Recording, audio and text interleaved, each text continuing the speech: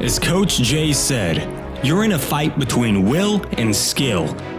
I say will first because that's where you are. You're locked and loaded with skill.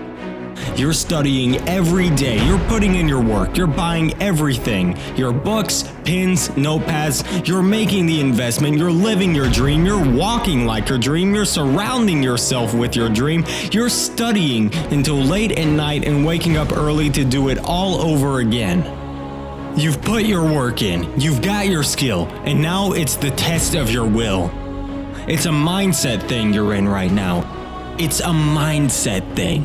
Because your challenge isn't moving, your mountain is not moving. You don't feel like you're making any progress. You're not physically moving when you see everything else around you and other people around you moving. You're not making progress. You're in a test of your will right now. Because life says it has a little more test for you. It's no different because you messed up, because you fell off the wagon, because you failed an exam, 2 exams, 3 exams, you gave up on your studying, you dropped out last year, and you really want your dream to happen, and you're putting in your work, and nothing's happening yet. Like Tom Bilyeu said, there will be times in your life where it will seem like the world is literally coming after you. And in those moments, if rather than panic, if rather than letting your mind run away from you, rather than getting bitter or angry or frustrated, if you remember in those times that forcing yourself to push through it, forcing yourself to find the opportunity, forcing yourself to find the lesson in all the chaos and disorder, that is what is going to be the very thing that brings you success. Failed an exam? Good. Next time, study harder. Next time, study smarter. Next time, obtain more resources to help you. It's actually failures. It's falling over and over. It's having difficult times. Those are the things that allow people to really find and tap into the thing that's going to allow them to achieve what they want to achieve. And that's how you should look at failure. You don't look at it like everyone's going to point and laugh. It's an opportunity. You just need to see it. Because it's going to push you to study harder. It's going to push you to study longer.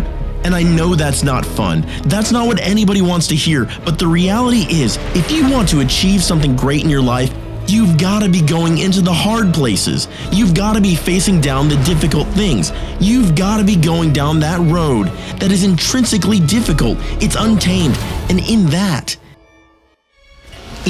sense that it's coming after you, in that sense that you've entered truly hostile territory, in that is the very thing that will lift you up and allow you to do things that your classmates have never done, that your friends have never done.